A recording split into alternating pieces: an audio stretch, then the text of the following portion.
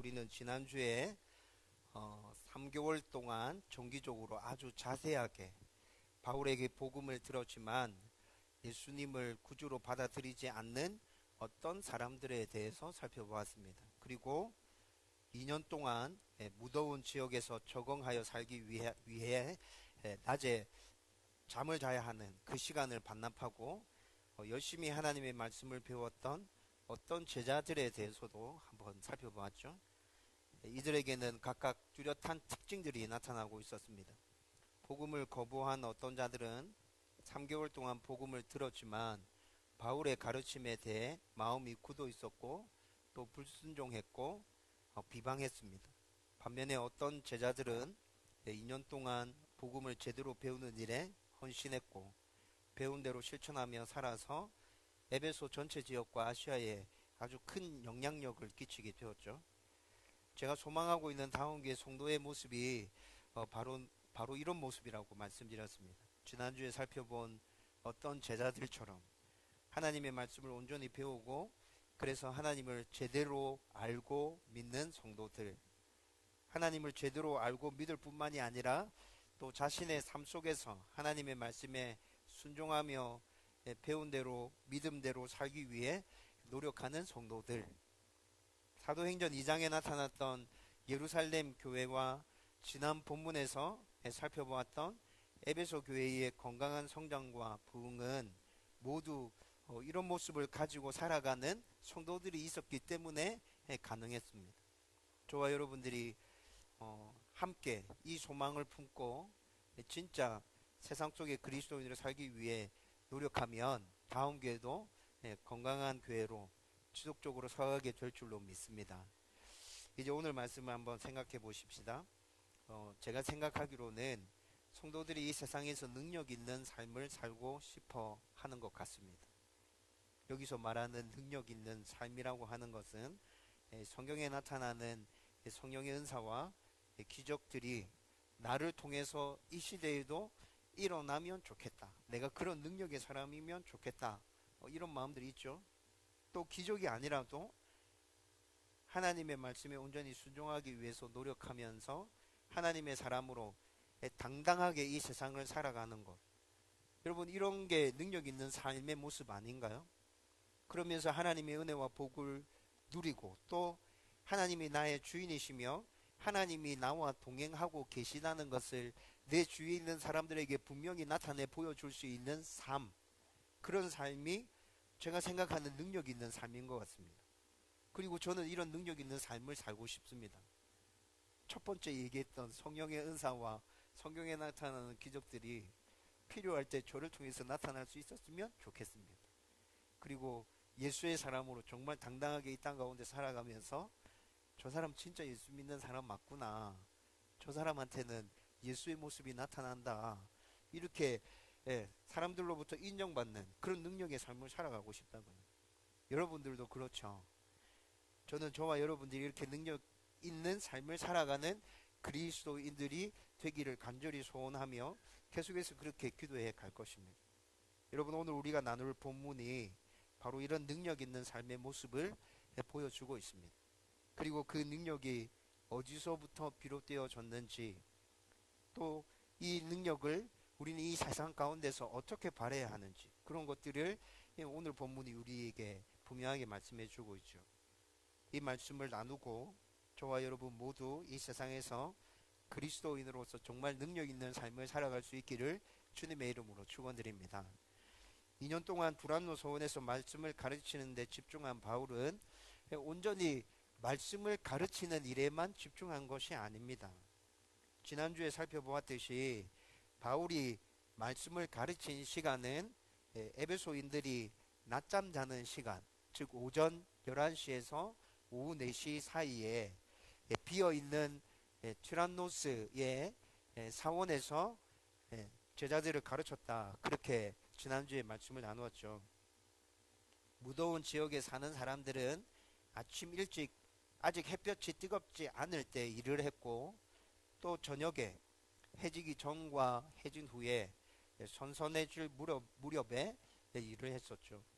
그리고 한낮에는 시에스타라고 하는 낮잠 자는 시간이 있었습니다. 여러분 지금도 무더운 지역에서는 한낮에 낮잠을 자죠. 이렇게 하지 않으면 그곳에서는 정상적인 일상을 소화해낼 수 없습니다. 그래서 그들의 삶의 방식은 아주 지혜롭게 잘 짜여져 있는 것이죠.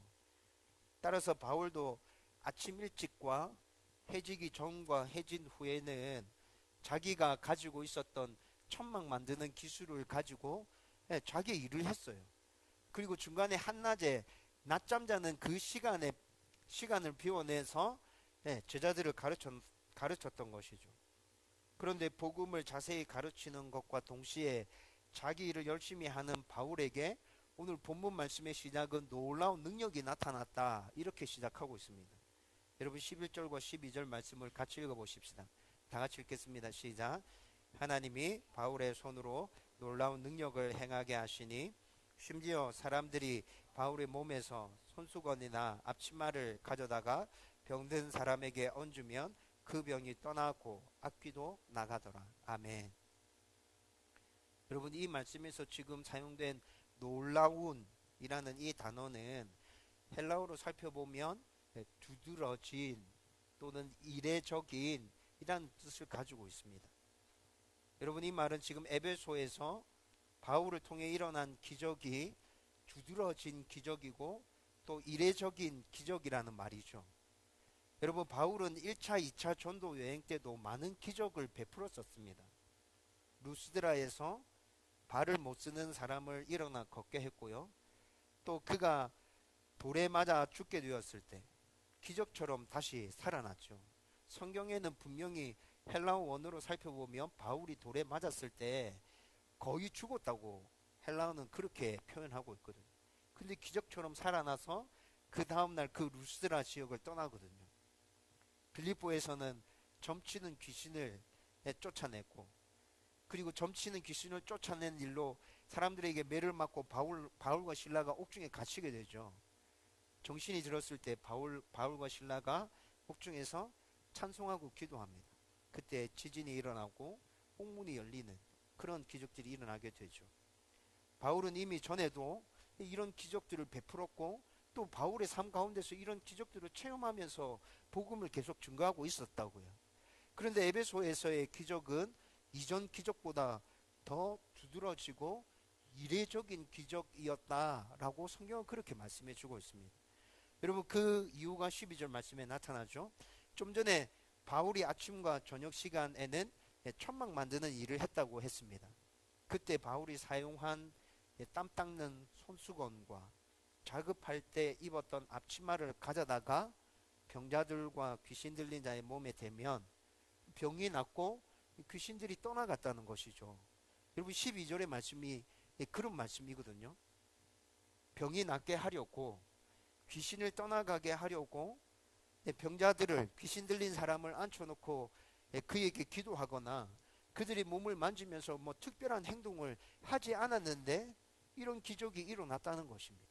바울이 사용했던 손수건, 바울이 사용했던 작업할 때 입었던 그 앞치마, 그것들을 가져다가 갖다 대면 나았고 귀신이 떠나갔다는 것이죠. 여러분 바울을 통해서 일어난 기적이 이 정도라면 두드러진 기적, 이례적인 기적이라고 표현할 만하죠. 그런데 이런 기적은 바울을 통해서만 일어난 것이 아니라 베드로에게서도 일어났었습니다. 사도행전 5장 15절과 16절 말씀 같이 읽어보십시다. 같이 읽겠습니다. 시작. 심지어 병든 사람을 메고 거리에 나가 침대와 요 위에 누이고 베드로가 지날 때에 혹 그의 그림자라도 누구에게 덮일까 바라고 예루살렘 부근에 수많은 사람들도 모여 병든 사람과 더러운 귀신에게 괴로움을 받는 사람을 데리고 와서 다 나음을 얻으니라. 아멘. 침대와 요 위에 누였다라는 말로 보아서 이 환자들은 이 당시에 의사들이 어떻게 고쳐낼 수 없는 중환자들이었던 것 같습니다. 그런데 이 중환자들에게 베드로의 그림자만 닿아도 병이 낫고 귀신들이 떠나갔다. 성경은 지금 그렇게 말씀하고 있죠. 베드로도 이들에게 기도하거나 또 이들을 만나서 대화하거나 특별한 어떠한 행동을 한 것이 없습니다.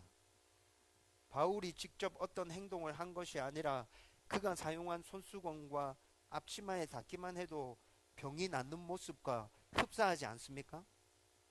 정말로 바울과 베드로의 기적은 다른 기적들과 비교해서 아주 특별하고 두드러진 이례적인 기적이 아닐 수 없죠. 그런데 우리가 좀 전에 읽었던 오늘 본문 11절과 12절 말씀에서는 이 기적의 주인공이 바울이 아니라 하나님이라고 분명하게 말씀해 주고 있습니다. 여러분 11절 말씀해 보면 하나님이 바울의 손으로 놀라운 능력을 행하게 하시니 라고 말씀하죠. 기적이 바울을 통해서 일어난 것은 분명하지만 그 기적을 바울을 통해서 일으킨 분이 바로 하나님이다 라는 사실을 또한 분명하게 말씀해 주고 있죠. 그래서 성경은 바울과 베드로의 두드러지며 이례적인 이 기적을 하나님이신 예수님께서 먼저 행하셨다라는 것을 충분히 사복음서에서 우리에게 말씀해 주고 있어요. 마가복음 5장 25절에서 34절 말씀에 12해 동안 혈루증을 앓았던 여인의 이야기가 나타납니다. 3주 전에 주일 설교 말씀으로 우리는 이 말씀을 생각했었죠. 예수님의 옷자락이라도 만지면 낫겠다고 생각한 여인이 여러분 우리의 상상을 초월하는 엄청난 결단과 용기로 사람들이 모여있는 그곳에 나아갑니다. 여러분 혈루증을 앓는 여인에게 이렇게 사람들이 모인 장소에 나간다는 것은 정말 제가 표현해 드린 대로 상상을 초월하는 결단과 용기가 필요한 사건이었거든요. 그렇게 사람들이 모인 그곳에 나아가서 예수님의 옷자락을 만졌을 때 정말로 자신의 병이 낫는 놀라운 기적을 경험하게 됩니다. 여러분 이뿐만이 아니라 누가복음 7장 1절에서 10절 말씀에서는 정말 믿음 좋은 백부장의 이야기가 나타납니다. 자기가 아끼는 종이 병들어 죽게 되었을 때 예수님께 나와서 그 종을 고쳐주시기를 간청합니다. 예수님은 백부장의 청을 들으시고 그 집으로 가시려고 하는데 백부장이 예수님 직접 가지 않으셔도 됩니다. 그냥 이 자리에서 말씀만 해주십시오. 그러면 제 종이 나을 겁니다. 라고 그렇게 예수님께 요구하죠. 백부장의 말대로 예수님께서는 백부장의 집에 가시지도 않고 그 있는 곳에서 백부장의 종이 나을 것을 명하시고 그리고 백부장의 믿음이 정말 대단한 믿음이라고 칭찬하십니다. 여러분 예수님의 이런 기적들 역시 병자들에게 직접 손을 얹고 기도하거나 또한 병자들과 얼굴을 마주대하고 대화하거나 그들에게 어떤 특별한 행동을 한 것이 아니죠. 그냥 자연스럽게 예수님으로부터 엄청난 능력이 그들 가운데로 흘러가고 있었다는 것을 사복음서에서는 예수님의 기적들을 통해서 곳곳에서 우리에게 말씀해 주고 있습니다. 바울과 베드로의 기적처럼 엄청난 능력이며 놀랍고 두드러진 이례적인 기적이었던 것이죠. 그리고 오늘 본문에서 바울이 행한 놀랍고 두드러지고 이례적인 이 기적이 바로 예수님께서 행하신 그 기적이 바울에게 그대로 다시 나타난 것임을 성경이 우리에게 말씀해 주고 있다고요. 여러분 그런데 바울의 이 기적을 보았던 당시 에베소의 많은 무당과 마법사들이 예수의 이름으로 바울을 흉내내기 시작했습니다. 여러분 오늘 우리가 읽은 본문에서 마술하는 사람으로 표현된 무리는 헬라어 단어로 살펴보면 무당들과 마법사들을 칭하는 단어들입니다. 이 당시에 에베소에는 지금도 7대 불가사의 중에 하나인 아데미 신전이 자리하고 있었습니다. 그리고 그 신전에는 수천 명의 신전 창기들이 거기서 활동하고 있었죠. 우상의 소굴이 바로 에베소입니다. 여러분 지금까지 바울이 들렀던 수많은 도시들 중에 바울이 아주 주도적으로 사역을 펼쳤고 사역의 근거지가 됐던 여러 도시들을 살펴봤죠. 아덴도 살펴봤고 빌립보, 고린도 이런 지역들 쭉 살펴보고 지금까지 넘어왔습니다.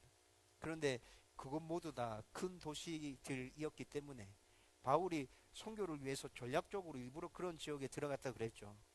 그래서 사람들이 많이 왕래하는, 예, 경제적으로, 학문적으로, 문화적으로 발달한 도시, 사람들이 엄청 많이 몰려있는 도시에 일부러 들어가서 사역했기 때문에 바울이 들렀던 대부분의 도시들은 엄청나게 큰 규모의 신전들이 다 세워져 있었습니다.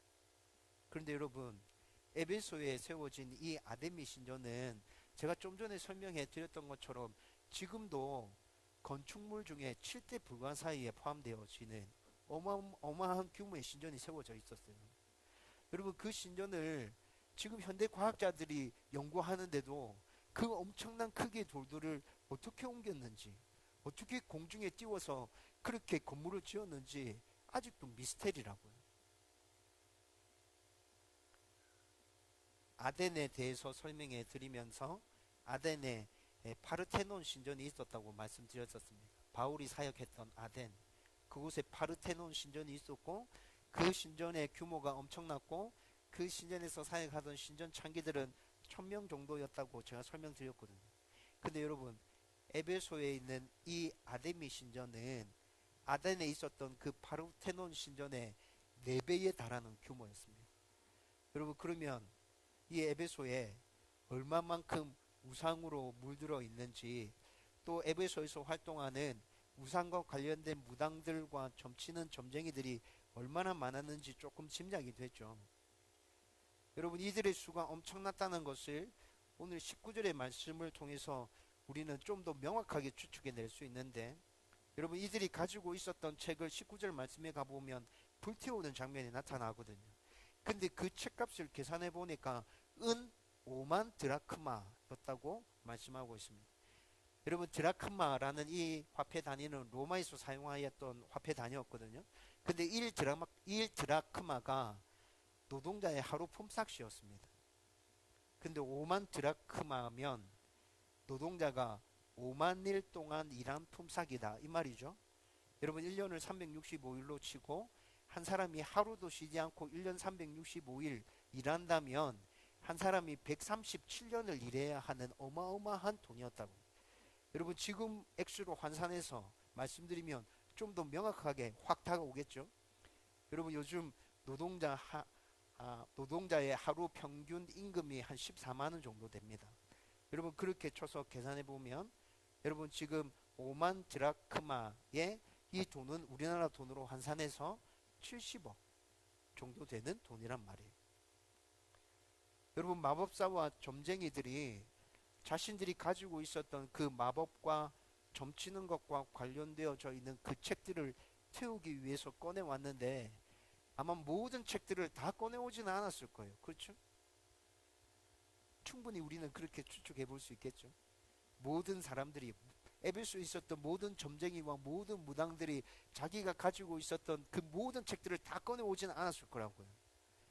여러분, 혹시나 다음을 대비해서 좀 중요한 책들은 감추고 있었지 않았을까요? 여러분, 이거 점치는 데 있어서, 마법을 부리는 데 있어서 자기들 미천이잖아. 여러분, 그런데 그렇게 숨겨 놓았다고 가정을 하고 생각을 해봐도 70억이면 어마어마한 돈이잖아요. 이 돈을 바탕으로 생각해 보면 그 당시 에베소에서 활동하던 무당과 마법사들의 수가 정말 많았다는 것을 금방 추측할 수 있게 되는 거죠. 그들 중에는 아마 용한 무당과 마법사들도 있었을 것입니다. 그리고 자신을 스스로 대제사장이라고 칭하면서 점치는 스게와라는 사람이 있었어요. 여러분, 유대인들의 제사장의 족보를 살펴보면 스게와라는 이름은 등장하지 않습니다. 이 사람 스스로가 나는 대제사장이다 스스로 그렇게 칭한 거죠. 여러분, 나는 대제사장이다 라고 스스로 이렇게 칭할 정도면 사람들에게 점치는 능력을 상당히 인정받은 사람이겠죠. 그러니까 저 사람 제사장 맞아 이렇게 또 사람들이 인정해 줬을 거고. 스게와라는 이 사람이 있는데 그에게 아들 7명이 있었습니다. 그 아들 7명도 다 점치는 자들이었습니다. 그 아들들이 바울이 했던 것처럼 예수의 이름으로 귀신들을 쫓아내려고 했죠. 그러나 그들에게는 바울과 같은 능력이 나타나지 않았습니다. 15절과 16절의 말씀을 같이 읽어보십시다. 같이 읽겠습니다. 시작. 악귀가 대답하여 이르되 내가 예수도 알고 바울도 알거니와 너희는 누구냐 하며 악귀 들린 사람이 그들에게 뛰어올라 눌러 이기니 그들이 상하여 벗은 몸으로 그 집에서 도망하는지라. 아멘. 이 당시 에베소에서 나름 유명하다고 알려져 있는 그 7명의 점쟁이들이 귀신 들린 한 명을 이겨내지 못하는 거예요. 여러분, 에베소에 있는 모든 사람들이 이 사실을 소문으로 듣게 됐어요. 17절 말씀에 보면 에베소 사람들이 바울이 믿고 전하는 하나님을 더 두려워하게 되었다고 말씀하고 있습니다. 또 예수의 이름을 높였다고 말씀하고 있죠. 이뿐만이 아니라 18절 말씀에 보면 두란노 서원에서 바울이 2년 동안 제자들을 향해서 가르침을 베풀 때 에베소에서 믿는 사람들은 이 제자들만 있었던 게 아니라 믿는 사람들이 또 많았거든요. 그런데 그 믿는 사람들에게도 바울이 놀라운 능력을 베푼다는 소문들이 퍼져나가기 시작했습니다. 그래서 바울이 가르쳤던 그곳에 자원함으로 참여하지는 않았지만 이후에 바울이 엄청난 능력을 베푼다는 소문이 퍼지기 시작하면서 에베소에서 믿고 있었던 사람들이 스스로 바울에게 찾아와서 자기가 범한 죄를 자백했습니다. 나는 이런 죄를 지었습니다. 제가 하나님께 용서받았으면 좋겠습니다. 기도해 주십시오. 이렇게 고백하는 거죠. 여러분, 그러면서 에베소에 있는 예수를 믿는 사람들이 점점 예수의 사람으로 굳게 세워져 가는 역사들이 일어나는 거예요. 그리고 조금 전에 언급했던 것처럼 무당과 점쟁이들이 자기 일의 미천이라고 할 수 있는 70억 원 정도 되는 책들을 스스로 끄집어내어서 불태웠습니다. 이 무당과 점쟁이들이 그 이후에 예수를 믿었는지 안 믿었는지는 확인할 수 없습니다. 그렇지만 여러분, 이들이 이렇게 반응했다는 그 자체만으로도 정말 엄청 놀라운 일 아닌가요? 바울 한 사람으로 인해서 2년이 조금 넘는 시간에 우상과 쾌락으로 타락한 에베소에 혁명적인 일이 일어나고 있는 것이죠. 에베소 도시의 전체적인 이런 변화의 모습들, 이런 모습들은 오늘 본문 12절에 바울을 통해서 엄청난 기적들이 일어났다, 그의 손수건을 갖다 대면 병자들이 나았다, 그의 앞치마를 갖다 대면 귀신 들린 사람에게서 귀신이 떠나갔다, 이런 특정적인 일들과 또 방금 말씀드린 에베소 전체에서 일어나는 이 엄청난 변화들을 비교해 본다면 여러분, 12절에 말씀하고 있는 그 특정적인 일들은 이 엄청난 변화에 비교해서는 너무 좀 이게 잽이 안 되잖아. 그렇죠? 비교의 대상이 안 되는 에베소 전체에 정말 엄청난 일들이 일어나고 있었다는 것이죠. 그리고 바울을 통해서 에베소에 임하고 있는 이 엄청난 능력은 하나님에게서 비롯된 것임을 우리는 앞에 있는 말씀을 통해서 살펴보았습니다. 여러분, 그렇다면 하나님께서 바울을 통해 베푸시는 이 엄청난 능력은 무엇을 통해서 나타나고 있는 것입니까? 20절 말씀에 이 질문에 대한 답이 분명하게 나타납니다. 20절 말씀을 같이 읽어보십시다. 다 같이 읽겠습니다. 시작. 이와 같이 주의 말씀이 힘이 있어 흥왕하여 세력을 얻으니라. 아멘. 하나님께서 바울을 통해 베푸시는 엄청난 능력은 하나님의 말씀을 통해서 나타났습니다. 하나님을 믿는다는 것은 곧 하나님의 말씀을 믿는 것입니다. 또 하나님을 믿고 하나님의 말씀을 믿는다는 것은 삶 속에서 그 말씀에 따라 사는 것을 말하는 것입니다. 이것이 온전한 믿음입니다. 이것이 온전한 하나님의 백성들의 모습입니다. 이렇게 사는 하나님의 백성들이 있는 곳에는 아무리 에베소와 같이 우상과 쾌락으로 타락한 도시라 할지라도 변화가 일어나게 됩니다. 이 당시와 지금까지 사람들을 깜짝 놀라게 하기에 충분한 그 아데미 신전은 AD 236년경에 고트족에 의해서 다 붕괴되어졌습니다. 여러분, 그때 에베소에 살았던 사람들은 아데미와 그의 신전이 영원할 것이라고 생각했겠죠. 여러분, 아데미 신전의 규모가 엄청났다는 것을 말씀드렸잖아요. 그 신전을 바라보는 사람들은 여러분 그 신전의 규모에 압도를 당했어요. 그리고 아데미를 믿지 않는 사람들도 그 신전에 와서 그 규모를 보면서 자연스럽게 아데미는 엄청난 신이구나 라고 고백하게 되는 거죠.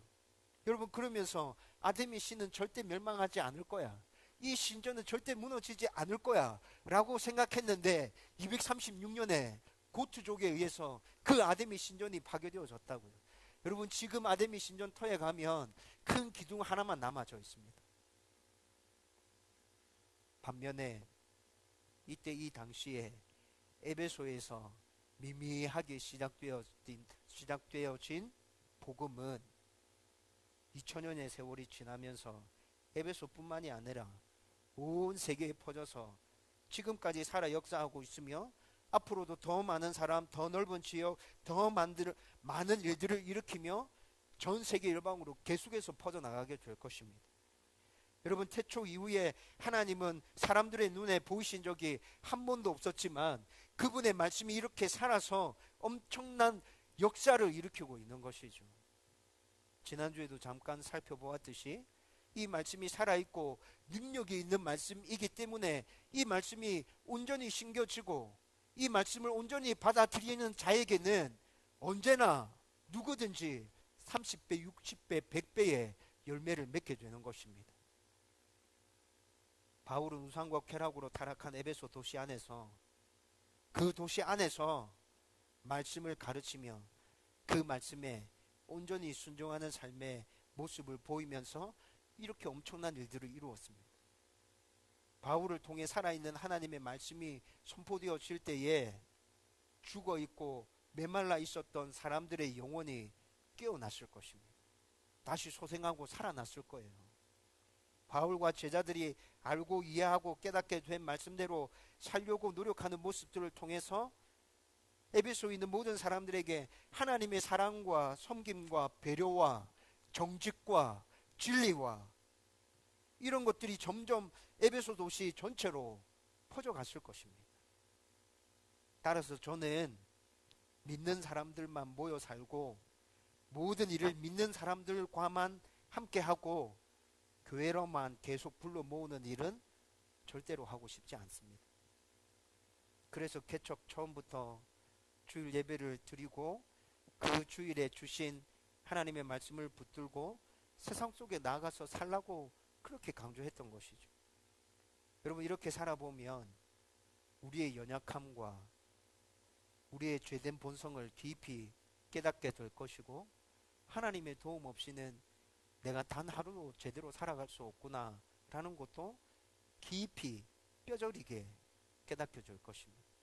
그래서 그것들을 깨달은 여러분들이 수요 기도에 나와서 다시 하나님 앞에 엎드려 도와달라고, 하나님, 제가 하나님의 사람으로 이 땅 가운데서 온전하게 살아갈 수 있도록 저에게 능력을 달라고 그렇게 기도하자고 지금 여러분들에게 호소하고 있는 것이죠. 그러면서 저와 여러분들이 더 말씀을 깊이 깨닫고 더 말씀을 온전하게 붙들고 순종하는 삶을 정말 살아갈 수 있었으면 좋겠습니다. 여러분, 우리가 이런 삶을 살아간다면 바울에게 나타난 이 엄청난 하나님의 능력이 우리에게도 지금 이 시대에 동일하게 나타나게 될 것입니다. 이 확신 가지고 더욱 하나님의 말씀을 붙들고 순종하는 삶을 살아가는 저와 여러분들이 되기를 주님의 이름으로 축원드립니다. 이제 말씀을 정리하려고 합니다. 여러분, 설교를 시작하며 언급했던 것을 다시 여러분들에게 묻고 싶습니다. 여러분의 삶 가운데 엄청난 능력이 나타나기를 소원하십니까? 성령께서 주시는 특별한 은사가 나의 가운데 임해서 꼭 필요할 때 꼭 필요한 사람에게 그 은사들을 통해서 기적을 일으키고 하나님의 살아계심을 그들에게 전하고 싶은 소원함이 있습니까? 꼭 이런 기적이 아니라도 내 삶의 모습을 통해서 나에게 임한 하나님의 은혜와 복이 다른 사람들에게로 흘러가는 역사가 일어나면 좋겠다, 내가 그런 능력 있는 삶을 살면 좋겠다, 정말 그렇게 소원하시나요? 내 삶의 모습을 통해 하나님은 살아계시고 그분의 말씀은 힘이 있고 능력이 있다는 것을 분명하게 보여주고 싶은 그런 간절한 열망이 있습니까? 나의 모든 삶을 통해서 하나님이 영광 받으시고 내 삶을 통해서 하나님 한 분만 높여지기를 간절히 소원하는 마음 여러분들 가운데 있냐고요? 그렇다면 하나님의 말씀을 붙드십시오. 여러분 다른 것 하려고 생각하지 말고 정말 제가 방금 드렸던 이 질문에 여러분들이 그렇다고 예라고 답했다면 여러분 다른 것 말고 하나님의 말씀을 붙드십시오. 하나님의 말씀에 순종하기 위해서 최선을 다해서 노력하십시오. 잘 안 되더라도 몸부림치십시오. 제가 늘 말씀드리지 않습니까? 우리의 모습 가운데 그런 모습이 나타난다면 하나님께서 우리 가운데 함께 해주실 겁니다. 도와주실 거예요. 붙들어 주실 거예요. 은혜 주실 거예요. 복 주실 거예요. 그렇게 살아가려고 애쓰는 우리들을 통해서 이 땅 가운데 하나님의 나라를 세워 가실 것이며 우리를 통해서 놀라운 하나님의 기적과 역사들이 일어나게 하실 것입니다. 여러분 이것은 경험해 본 사람만이 아는 것입니다. 아무리 목이 터져라 얘기하고 100번 듣는다고 해도 내 삶 속에서 이런 은혜와 이런 역사들을 한번 경험해 보는 것, 그것이 100번 듣는 것보다 훨씬 낫다고요. 이 일들을 경험하게 되면 하나님 주시는 평안함이 어떤 것인지, 하나님 주시는 기쁨이 어떤 것인지, 그 감사가 어떤 것인지, 하나님 안에서 누리게 되는 행복이 어떤 것인지 여러분들은 깨달아 알게 될 것입니다. 아, 이게 세상과 비교할 수 없구나. 이게 세상과 절대로 비교할 수 없는 것이구나. 여러분들이 알게 되어질 것이고, 그리고 여러분들 가운데 부어진 그 은혜와 이 깨달음이 합쳐져서 주위에 있는 많은 사람들에게로 그 축복이 흘러가게 될 것입니다. 저와 여러분들 가운데 말씀을 굳게 붙들 때 이런 은혜와 역사가 일어나게 되기를 주님의 이름으로 축원드립니다. 우리 오늘 이 말씀을 붙들고 온 마음을 다해서 이 찬양 하나님 앞에 올려드렸으면 좋겠습니다.